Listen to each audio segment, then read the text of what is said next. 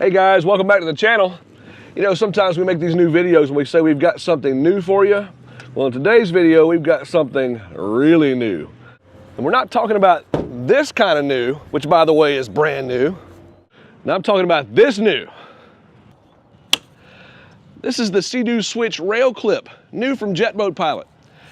You know, one of the things about these boats, down the side, if you notice, there's very few places for you to tie off a fender.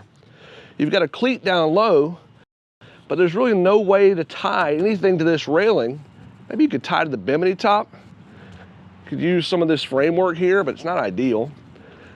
In the back, you can tie off to this railing here, but really you need to have the ability to place your fenders, your bumpers, where you want them. Sea-Doo Switch rail clip is designed to do just that.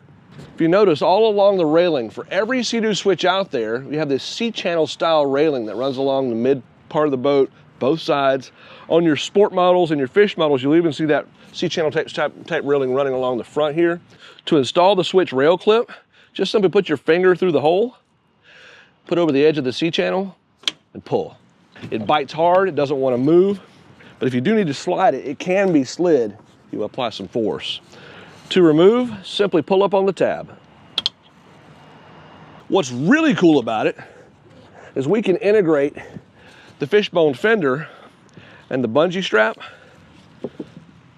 connects, just passing through the hole here, loops over those little teeth there, the little tips, kind of like a miniature cleat really. And now we've got this great connection.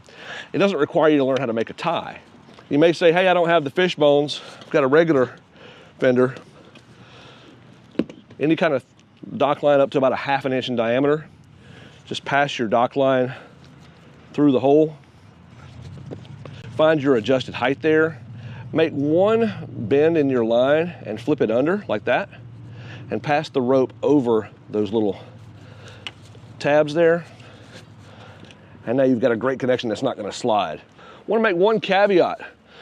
While this is great for tying off fenders and bumpers, you don't want to moor your boat. For instance, tying off your boat to a cleat at a dock, or maybe tying off to another boat. Anywhere you're going to have a fixed object, we don't want to add a lot of stresses to this rail. This rail's not designed to handle those kind of loads. If you're going to be mooring, docking, you want to use a cleat, and you want to use the factory cleat on the side of the boat.